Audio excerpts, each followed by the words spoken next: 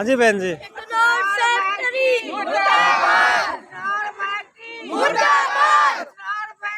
मुर्दाबाद मुर्दाबाद। क्षेत्र बचाओ, कदम से कदम मिलाएंगे, फैक्ट्री को हटाएंगे, कदम से कदम मिलाएंगे, फैक्ट्री को हटाएंगे। टिप्पी को इंसाफ चाहिए, हवा पानी साफ चाहिए, टिप्पी को इंसाफ चाहिए, हवा पानी साफ चाहिए, टिप्पी को इंसाफ चाहिए, हवा पानी साफ चाहिए। कदम से कदम मिलाएंगे, फैक्ट्री को हटाएंगे, फैक्ट्री हटाओ, क्षेत्र बचाओ।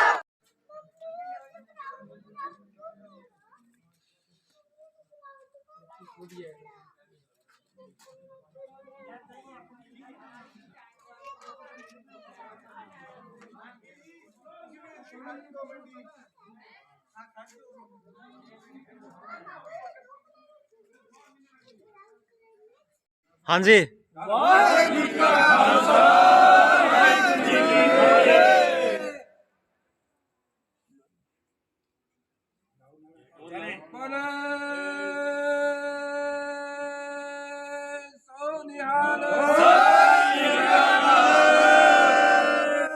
इनकलाब जिंदाबाद, इनकलाब जिंदाबाद। हाँ बहन जी दसो। ਅਸੀਂ ਇਥਨॉल ਫੈਕਟਰੀ ਬਾਰੇ ਸਾਰੀਆਂ ਭੈਣਾਂ ਬੀਬੀਆਂ ਬੇਨਤੀ ਕਰਦੀਆਂ ਵੀ ਅਸੀਂ ਇਥਨॉल ਫੈਕਟਰੀ ਨਹੀਂ ਲੱਗਣ ਦੇਣੀ। ਅਸੀਂ ਆਪਦਾ ਹਵਾ ਪਾਣੀ ਸ਼ੁੱਧ ਰੱਖਣਾ ਚਾਹੁੰਦੇ ਹਾਂ, ਬਿਮਾਰੀਆਂ ਤੋਂ ਬਚਣਾ ਚਾਹੁੰਦੇ ਹਾਂ। ਇਸ ਕਰਕੇ ਸਾਰੇ ਹੀ ਭੈਣ ਭਰਾ ਦੇਸ਼ ਵਾਸੀਆਂ ਜਿੱਥੋਂ ਤਾਈਂ ਸਾਡੀ ਆਵਾਜ਼ ਆਵੇ ਉੱਥੋਂ ਤਾਈਂ ਮਹਾ ਪੰਚਾਇਤ 10 ਤਰੀਕ ਨੂੰ ਅਸੀਂ ਰੱਖਣੀ ਹੈ। ਮਹਾ ਪੰਚਾਇਤ ਵੱਧ ਤੋਂ ਵੱਧ ਭੈਣ ਭਰਾ ਸਾਡਾ ਸਾਥ ਦੇਣ ਤੇ ਫੈਕਟਰੀ ਨੂੰ ਹਟਾਉਣ ਤੇ ਸਾਡਾ ਆਉਣ ਵਾਲਾ ਭਵਿੱਖ बचाओ। वाहिगुरु जी का खालसा, वाहिगुरु जी की फतेह। हमारे साथ राठीखेड़ा के पूर्व सरपंच प्यारा सिंह जी मौजूद है, तो उनसे बात करते हैं कि राठीखेड़ा में इथेनॉल की फैक्ट्री बनने का प्रावधान है, तो इथेनॉल की फैक्ट्री का ये ग्रामीण विरोध कर रहे हैं, तो क्या कारण है कि आप इसका विरोध कर रहे हैं? तो ना सारा नीचे का पानी सारा चक्रण की पानी गंदा हो जाऊगा और कैंसर की बीमारियां होंगी, धुआं पराली होगी, 2200 टन रोज पराली होगी, थे सारा तो बहुत नुकसान करूँगी, नीचे का पानी सारे खराब हो जाएगा। क्या फैक्ट्री खुलने से कुछ लोगों को रोजगार भी मिलेगा, इसके बारे में आप नहीं सोच रहे? किसी को कुछ नहीं मिलेगा जा तो बाहर को लोगों देंगे, सानू किने देने थे, सारे जमीना नाश करी जाती। और क्या मतलब नुकसान होगा इसका? नुकसान तो सारा एरिया 100 किलोमीटर एरिया सारा खत्म हो जाएगा और बहुत बढ़िया नाली का एरिया धान का हो रहा है, इसको सारा नाश कर रहे हैं। अगर आपकी मांग पूरी नहीं होती है तो आगे आपकी क्या रणनीति रहेगी? आप 10 तारीख को लड़ेंगे या मरेंगे? मार देंगे तो मर जाएंगे, नहीं लड़ेंगे जरूर, यहाँ बैठी नहीं लगने देंगे। तो 10 तारीख को आपने महापंचायत बुलाई है? 10 तारीख को बुलाई है, 10 को बहुत लोगों से विदेशों से अपने एरिया सारे आ रहे हैं। तो आप एरिया से 10 तारीख के लिए क्या अपील करना चाहेंगे जनता से? जितनी जनता, लोग, किसान, मजदूर सारे आए और हमारी मदद करें। हमारे साथ मदन दुर्गेश्वर जी है, तो उनसे बात करते हैं कि इथेनॉल फैक्ट्री जो टिब्बी के पास बन रही है उसका आप विरोध क्यों कर रहे हैं, क्या कारण है? सबसे पहले तो मैं आपके चैनल को धन्यवाद देना चाहूँगा कि आपने इतनी दूर से आके हमारे जो यहाँ प्रशासन द्वारा सताए हुए पीड़ित लोगों की बात सुन रहे हैं और हमारी बात को आप आगे रख रहे हैं। अब आपका सवाल था भी आप विरोध क्यों कर रहे हैं? ये पिछला इतिहास गवाह इस चीज़ का। पंजाब, हरियाणा या बिहार में जहाँ भी इथेनॉल की फैक्ट्रियाँ लगी हुई है वहाँ बर्बादी के सिवाय और कुछ नहीं मिला है। और ये इसी पैटर्न पे इस एक हरे भरे इलाके को, जिसको धान का कटोरा कहा जाता है, इस इलाके को ख़त्म करने की, इसको नष्ट करने की एक योजना ही समझ में आ रही है अभी इथेनॉल फैक्ट्री।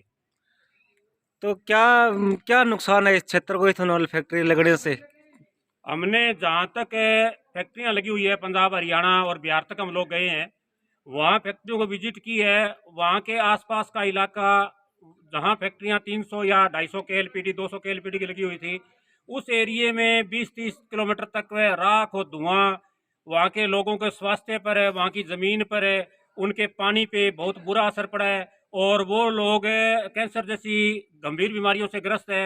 ये अस्थमा, खुजली, ये एलर्जी, ये चीज़ें तो आम बात हो गई है। 90% लोगों को ये शिकायतें आ रही है। अभी जैसे प्यारा सिंह जी कह रहे थे कि आपने 10 तारीख को महापंचायत बुलाई है, तो महापंचायत के लिए क्षेत्रवासियों से क्या अपील करना चाहेंगे आप? क्षेत्रवासियों से अपील ये करना चाहते हैं कि पिछले 18 नवंबर को हमारे राजस्थान की पुलिस और हनुमानगढ़ प्रशासन द्वारा जो एक बहुत ही निर्मम तरीके से यहाँ की जनता पे एक अत्याचार किया गया, यहाँ के जो किसान घरों में सोए हुए थे उनके साथ निर्दयतापूर्वक बहुत ही घिनौने तरीके से रात को उठाकर जेलों में डाल दिया गया और पूरी टिब्बी के जो आसपास के गांवों समेत इस जनता को एक तरीके से कर्फ्यू ग्रस्त बना दिया गया। यहाँ गाड़ियों का काफिला गलियों में भगा भगा कर एक दहशत का माहौल पैदा किया गया। यहाँ के स्कूल में बच्चों में डर पैदा किया गया, यहाँ के आमजन में डर पैदा किया गया। ये प्रशासन के इस कृत्य की हम घोर निंदा करते हैं और इसी के विरोध स्वरूप हम जनता से कुछ कह नहीं रहे हैं, जनता हमसे कह रही है भी एक बहुत बड़े रूप में हम उसमें शामिल होंगे और इस जो निर्दयता सरकार और प्रशासन जो कार्रवाई कर रहा है उसका डटकर विरोध करेंगे। अगर आपकी मांग पूरी नहीं होती है तो आगे आपकी क्या रणनीति रहेगी? हम यहाँ पिछले 16 महीने से आंदोलन चला रहे हैं और अगर ये मांग पूरी नहीं होती है तो हम मरते दम तक, आखिरी सांस तक इस गंदे प्रशासन से, इन अधिकारियों से, इस सरकार से अंतिम सांस तक लड़ेंगे। आगे पंचायती राज चुनाव भी आ रहे हैं और अगर आपकी मांग पूरी नहीं होती है तो पंचायती राज चुनाव में आपका क्या निर्णय रहेगा? अगर मैं इसमें आपसे एक सवाल करना चाहता हूँ, आपके साथ कोई अभद्र व्यवहार करे, आपके साथ कोई ऐसा निंदनीय कृत्य करे तो आप उसके साथ कैसा व्यवहार करोगे? इसमें बोलने की जरूरत नहीं है, इसका जवाब जनता देगी।